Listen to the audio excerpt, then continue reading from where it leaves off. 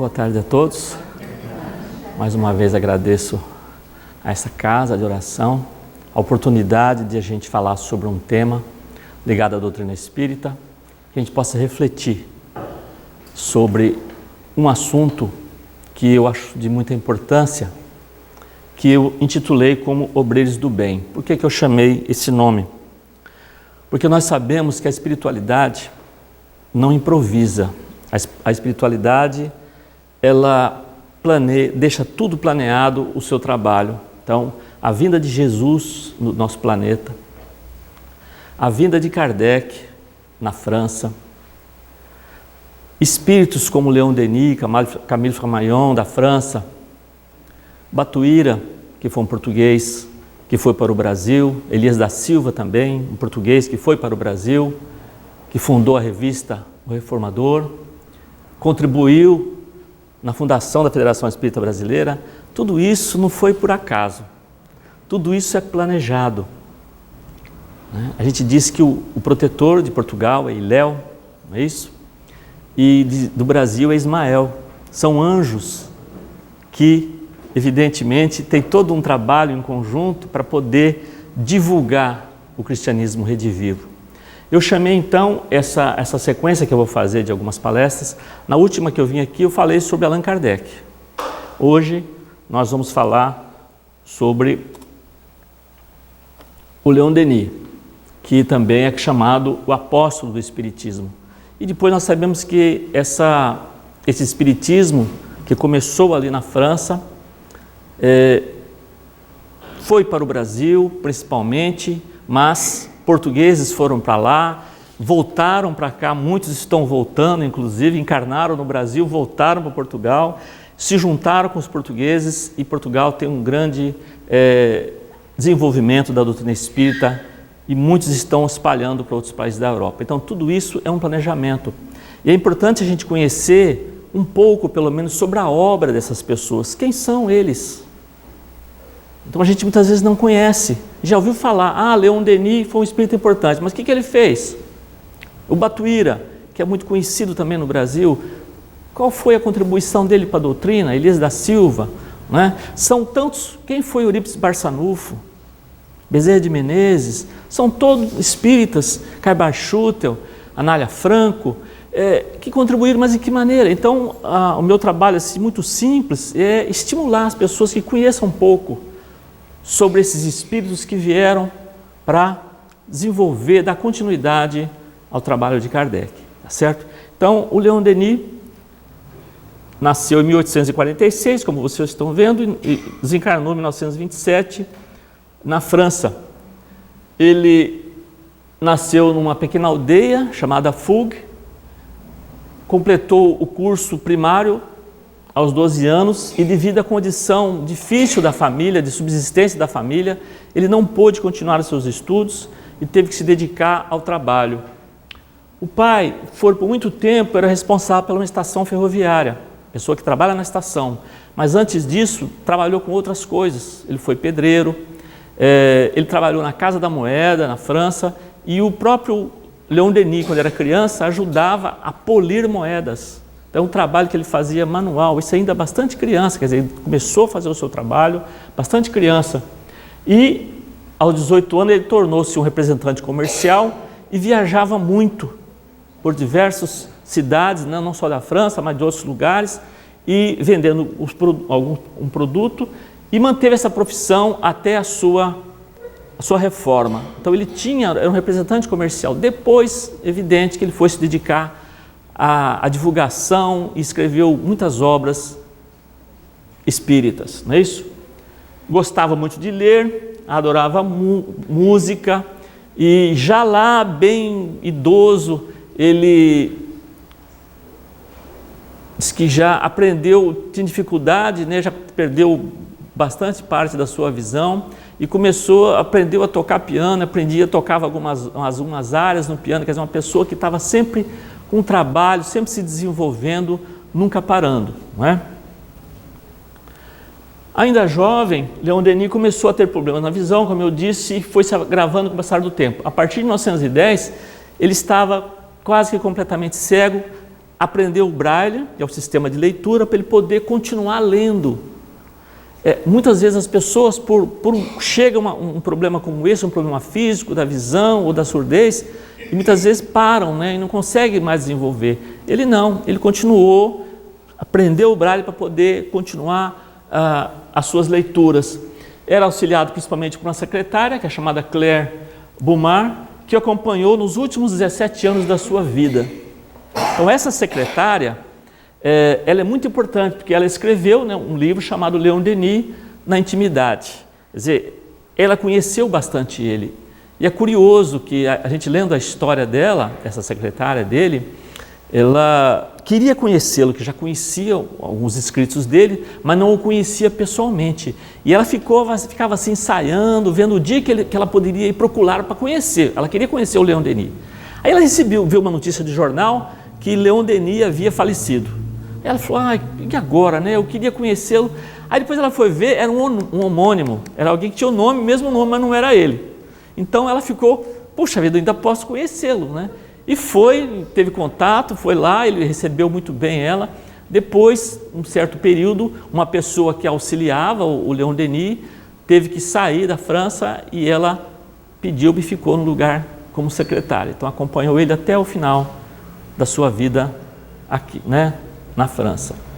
Essa obra que ela escreveu, Leon Denis na Intimidade, foi prefaciada pelo famoso escritor inglês Arthur Conan Doyle, que também conhecia bastante coisas da doutrina espírita, do espiritismo, inclusive passou para o inglês uma obra de Leon Denis, que é Joana d'Arc Médium, né? Ele passou para o inglês essa obra, admirava muito o trabalho de Leon Denis, também como escritor, certo? Como é que ele teve contato com o espiritismo? Ele disse, né, essas são palavras dele, eu estava mais ou menos com 18 anos, quando em 1864, passando um dia por uma das livrarias, né, nas principais ruas da cidade, ele viu lá, numa estante, o Livro dos Espíritos. Comprou o livro e foi para casa para ler escondido da mãe, né? Mas depois ele descobriu, curioso, detalhe, ela havia encontrado o seu segredo, né, e também começou a ler a obra, como se tivesse escondido também, né? Então os dois um escondendo do outro. Achei curioso isso que ele disse. E ela se convenceu, como eu, né, como o próprio Leon Denis, pela beleza, a grandiosidade dessa revelação. Quer dizer, a maioria, como todos nós, fomos criados no catolicismo, alguns no protestantismo, e não vai aqui nenhuma crítica evidente a essas religiões. O espiritismo abraça a todos, jamais um espírita vai ficar fazendo proselitismo para que, largue a sua religião, vem para o espiritismo. Isso não vai acontecer jamais. O espírita não vai fazer isso. Todas têm o seu caminho e nós temos o nosso caminho. É isso? À medida que a gente vai amadurecendo, vai mudando de opinião, e foi evidente que aconteceu depois com o próprio Leon Denis, após ler o Livro dos Espíritos. E olha o que ele comenta sobre o Livro dos Espíritos. Nele encontrei a solução clara, completa e lógica acerca do problema universal. A minha convicção tornou-se firme. A teoria espírita dissipou a minha indiferença e as minhas dúvidas. Porque é natural, na juventude você começa a querer questionar, querer perguntar, querer saber das coisas, vai conversar com o padre, vai conversar com o pastor, vai conversar com o outro, algumas respostas são dadas, mas de repente você ouve, não, isso é um mistério de Deus. Isso é um mistério. Isso aí é um dogma, ninguém pode perguntar, isso já é assim mesmo, mas não tem uma explicação? Não tem explicação. E a doutrina espírita, ela explica as coisas, não tem mistério. É isso? Nós podemos ir a uma leitura que a gente consegue entender o Livro dos Espíritos, perguntas e respostas, não é? Que a gente pode ler e refletir sobre esse assunto. Bem? Em 1867, 3 anos após conhecer o Livro dos Espíritos, Leon Denis teve o primeiro contato com Allan Kardec. Interessante isso aí, ele não conhecia pessoalmente o Allan Kardec, ele morava numa pequena cidade, não é isso? O Kardec vivia em Paris, mas um dia o Kardec foi numa cidade menor, né? Foi fazer uma palestra e ele soube, e nessa época, para você se reunir, você tinha que pedir autorização do Estado para poder fazer uma reunião que tinha muitas pessoas. E aí arrumaram um salão enorme para que o Kardec falasse, e todo mundo já preparado para ir. Na última hora deram a notícia, olha, não vai poder acontecer essa palestra aí. E aí ficaram, puxa, e agora o que vamos fazer, né? Conseguiram um amigo que tinha uma casa muito grande, que tinha um quintal enorme, e aí foi lá o Kardec. E o Leon Denis narra, são palavras deles, éramos aproximadamente 300 ouvintes, 300 pessoas, em pé, apertados de encontro às árvores, sob a claridade das estrelas, a voz doce e grave de Allan Kardec fazia-se ouvir. Podia-se ver a sua fisionomia, iluminada por uma pequena lâmpada colocada sobre uma mesa no centro do jardim, proporcionando um aspecto fantástico.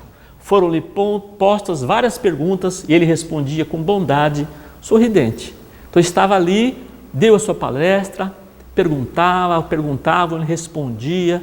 Não é isso? Tinha muita facilidade, porque ele era um professor, tinha facilidade de explanação, de compreensão. Não é isso?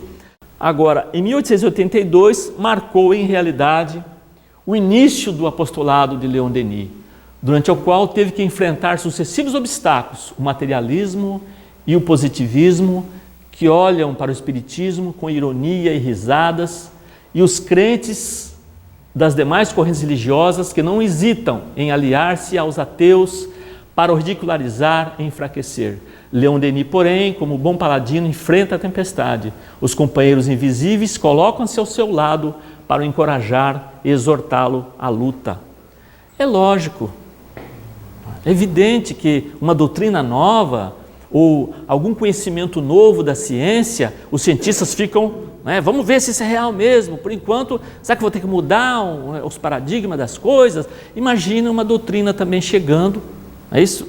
Naquela época, e teve ataques de tudo quanto é lado, mas o próprio... E aí vem aquela história que eu disse, a espiritualidade já sabia disso, já sabia que haveria obstáculos para essas pessoas, mas eles foram amparados, como disse, foram amparados, apoiados, inspirados pela espiritualidade maior. Foi no ano de 1882 que Leon Denis teve contato com o espírito que iria acompanhá-lo durante meio século. Olha só, quem foi o espírito? Jerônimo de Praga. Quem foi esse espírito? Foi discípulo de Jan Hus, reformador religioso tcheco. E segundo, eu já li, é o comentário corrente, que Jan Hus foi Kardec.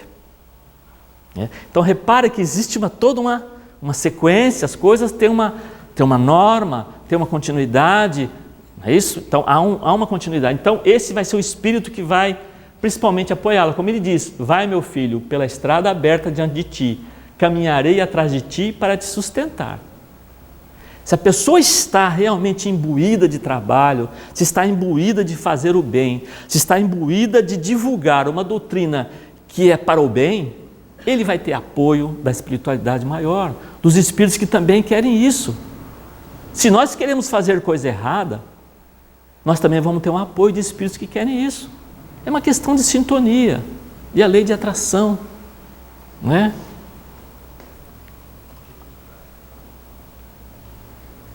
A partir de 1884, achou conveniente fazer palestras visando a maior difusão das ideias espíritas.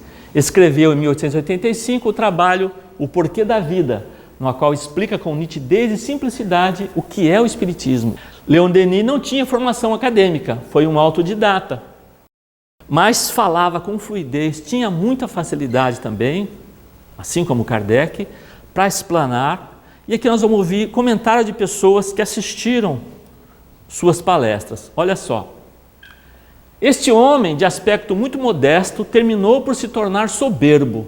Sua palavra é quente, vibrante e arrebatou a assistência. Por vezes ele toca o sublime, é um maravilhoso apóstolo.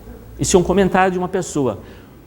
Carta recebida após a conferência para 800 pessoas que o Leon Denis fez. Olha a carta. Alcançaste um raro e legítimo sucesso em nossa cidade, onde vosso nome será conservado como sinônimo do orador delicado e elevado. Fizeste muito bem aqui, e torna-se necessário a um grande número de pessoas ouvirem em suas almas inquietas vossa doce, maravilhosa e tão consoladora linguagem. Porque, assim como hoje, como todos nós que corremos, vamos atrás de uma casa espírita, por muitos motivos, geralmente por perda de entes queridos, querer conhecer, ou muitos por curiosidade. Naquela época também, e naquela época passaram principalmente ali no começo, a Primeira Guerra Mundial, de 1914, 1918, depois teve a Segunda Guerra Mundial, eram muitas pessoas que perderam os maridos, perderam os filhos, pessoas sofrendo com a perda de filhos na guerra, e de repente eles encontravam uma pessoa como Leon Denis, que falava, olha, o seu filho está vivo, assim como Chico fazia com as suas cartas às mães, seu filho está vivo. Ele pede que você não chore tanto por ele, porque as lágrimas que você chora de rancor, pedindo explicação para Deus, muitas vezes injustas, marcam muito ele. Ele quer que você lembre dele dos momentos felizes. Então, isso chegava também para Leon Denis. Ele recebia muitas cartas e respondia, né? Nós vamos ver isso. Olha só, ele escreveu Cristianismo e Espiritismo, depois da morte, que é uma das obras mais lidas, né, dele, Espíritos e Médiuns, Joana d'Arc, Médium, No Invisível, O Além e a Sobrevivência do Ser, o Espiritismo e o Clero Católico, o Espiritismo na Arte. Então, esses são algumas obras, além de escrever artigos, etc. Mas são livros que, né, continuando, O Gênio Céltico e o Mundo Invisível, O Grande Enigma, O Mundo Invisível e a Guerra, O Porquê da Vida, O Problema do Ser, do Destino e da Dor, outra obra bastante conhecida, O Progresso, Provas Experimentais da Sobrevivência e Socialismo e Espiritismo. Ele sabia também que outros espíritas da Europa, espíritas da Europa, também tinham curiosidade, recebia as pessoas na sua casa para falar, para discutir sobre a doutrina e a sua divulgação, né? Olha que eu falei. Leon Denis recebia diariamente muitas cartas de diversas partes do mundo, entre elas cartas de agradecimento por ter conhecido os livros de Denis, que serviram de consolo nos momentos difíceis de sua vida, principalmente quando da perda de entes queridos, como eu comentei. Muitos pediam autorização para traduzir suas obras para a língua da sua pátria, permitindo assim que mais pessoas pudessem constatar que a vida continua após a morte física e seus entes queridos estavam vivos. Olha o consolo. Então, há pessoas lá da Bulgária, da Tchecoslováquia, pediam autorização para ele, posso traduzir essa sua obra para mim, né? E ele assim o permitia. Com isso, mais pessoas poderiam ter o conhecimento da doutrina dos Espíritos, essa doutrina consoladora. Venerado Mestre, outra carta, há 2 anos e meio que perdemos nossa filha única, nossa filha bem-amada, e mergulhamos, meu marido e eu, em um desespero sem limites. Ela era toda a nossa felicidade, todo o nosso amor, e nesse amor toda a nossa vida foi concentrada. Para que viver quando não se tem objetivo? Por que trabalhar e lutar? Então, quando a dor chegou ao seu cume, quando a consolação não chegava de nenhuma parte, mesmo da religião na qual nós a procurávamos, ouvi em meu foro interior uma voz que me dizia: lê o livro Espíritas, lê as obras de Leon Denis. E eu obedeci a esta voz. Então, caro mestre, vossas admiráveis obras iluminaram minha alma com um raio de esperança. Eu concebi que a vida não é um acaso fortuito, mas que ela é governada por leis imutáveis e justas.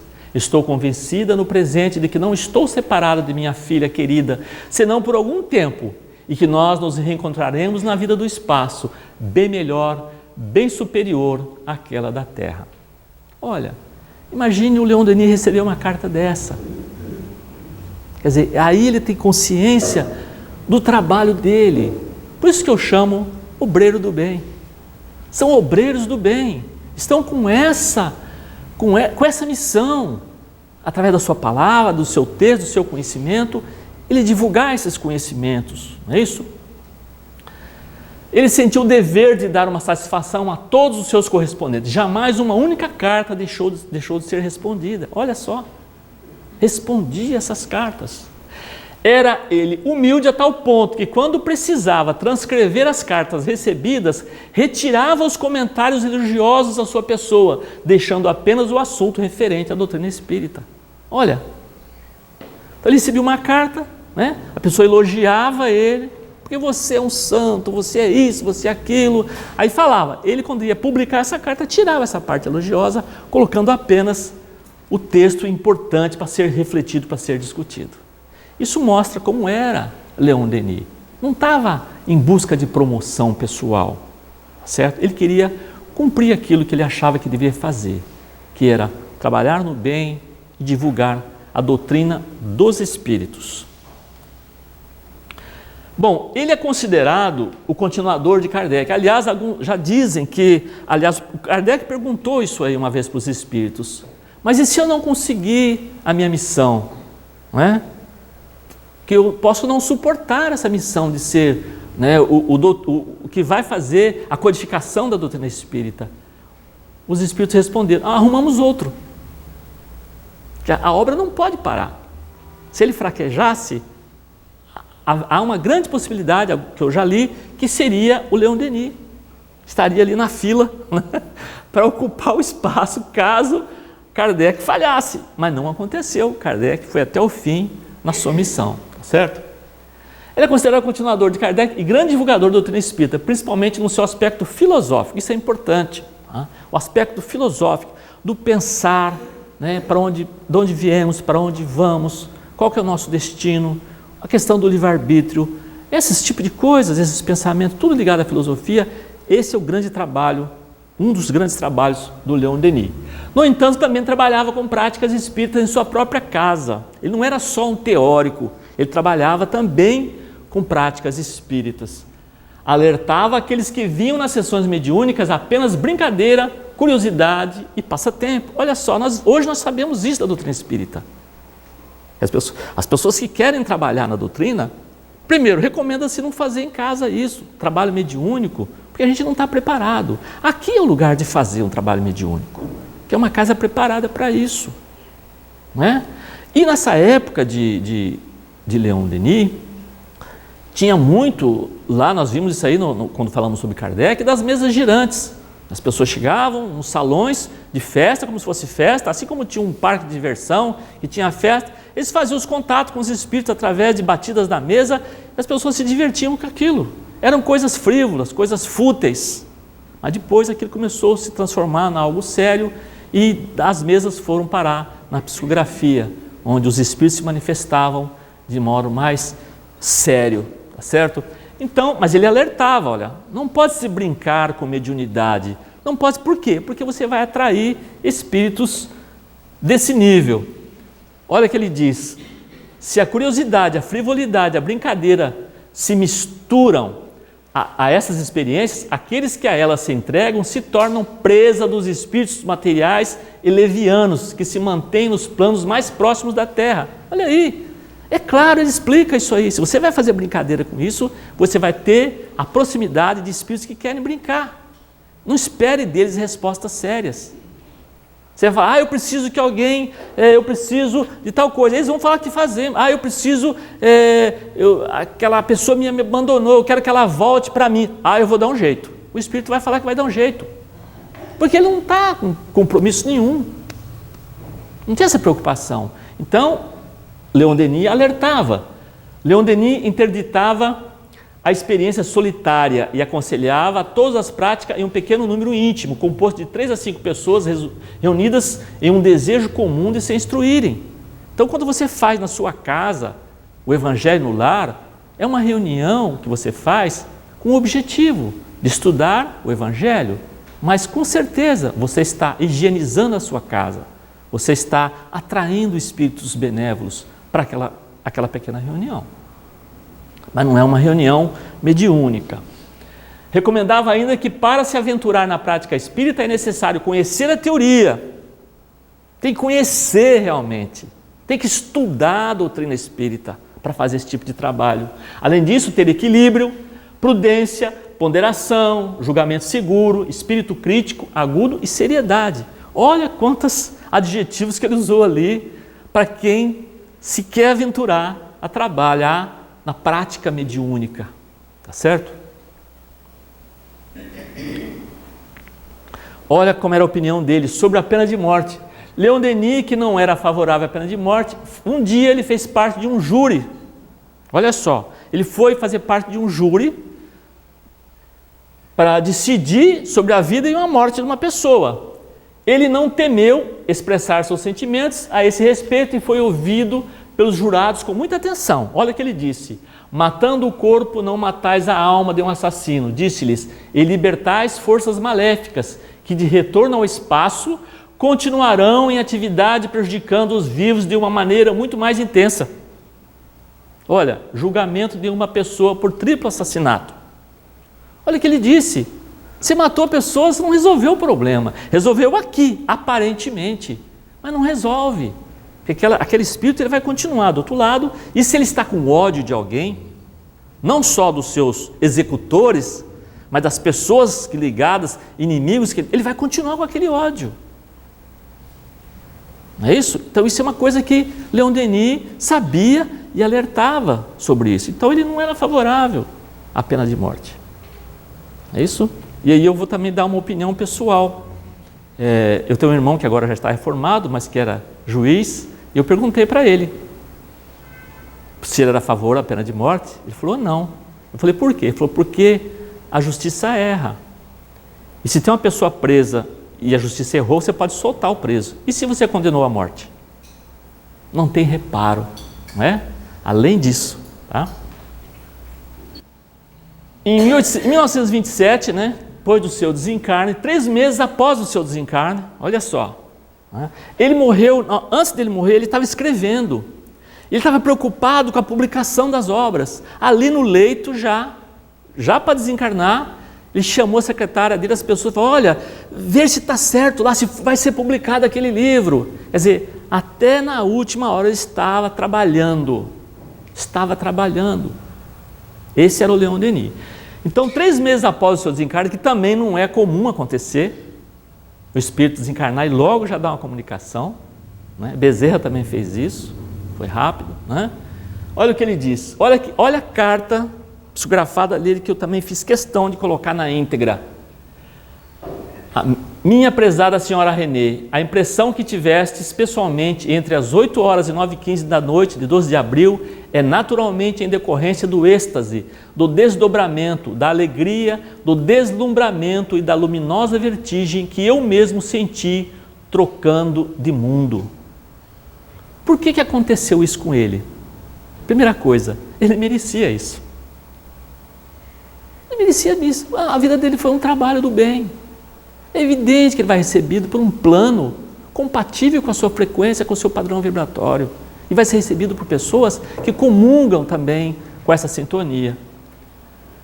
Da vida terrestre com seu movimento orgânico, à vida do espaço com sua sensação radiosa, há forçosamente na mudança das situações um ponto morto que fica em suspensão em maior ou menor tempo, conforme a evolução, estado da alma e a observação do indivíduo. Também vai depender da nossa condição, o quanto a gente é apegado aos bens materiais, o quanto a gente é apegado às coisas aqui, aquele apego de propriedade dos familiares. É difícil a gente falar isso, mas é real. Nós não temos propriedade alguma. Os nossos filhos não são nossos.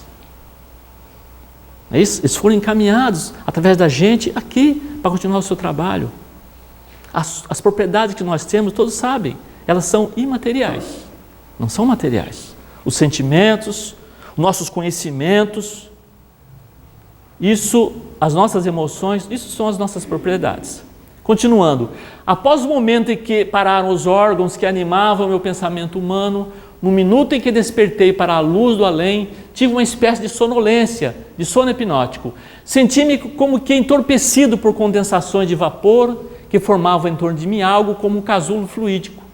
Meus queridos e bons guias trabalhavam. Depois, minha respiração deixou meu envoltório carnal e como um débil fio desligou-se sem choque. Porque ele estava doente. É como se fosse uma vela que vai se apagando, não é? Essa morte dita como morte natural, pode-se dizer que seria a mais indicada para nós. Senti então todo o meu ser dilatado, vaporoso, atraído como por mãos invisíveis, que não eram senão os pensamentos de meus guias. Esses pensamentos se concretizavam e tocavam meu espírito sob a forma de emanações luminosas, refletidas pelo perispírito de meus entes queridos desencarnados. Meus entes queridos desencarnados que estavam lá já à espera dele, não é? Eu flutuava em derredor deles como o pássaro que sai do ovo, mas que é frágil e dá seus primeiros passos em vossa terra. Havia deixado minha casa carnal, ensaiava as primeiras evoluções no mundo da luz, domínio maravilhoso criado por Deus. Mais do que nunca, meus amigos, sei agora que todo ser humano rompe sua carcaça física com maior ou menor dificuldade, de acordo com a sua evolução e conforme o grau de fé e de confiança que tenha na bondade e na justiça de Deus. Leon Denis, Revista Espírita, em outubro de 1927. Está aí, né, as obras que eu me baseei, né, da Bomar primeiro, Gaston, o Apóstolo do Espiritismo, Correio Fraterno também, edição de setembro, biografia de Leon Denis. Isso, meus amigos, é para que a gente possa pensar, também refletir, que por mais que a gente faça um trabalho pequeno, se quando a gente conversa com uma pessoa, que você ajuda aquela pessoa numa conversa, estamos contribuindo com o trabalho do bem. As nossas ações nunca são esquecidas, jamais são esquecidas. Qualquer ação que fizemos, tanto como para o bem, como para o mal. Evidente que a doutrina espírita, como tantas outras religiões, estimulam o trabalho no bem e o enriquecimento nosso espiritual. Muito obrigado.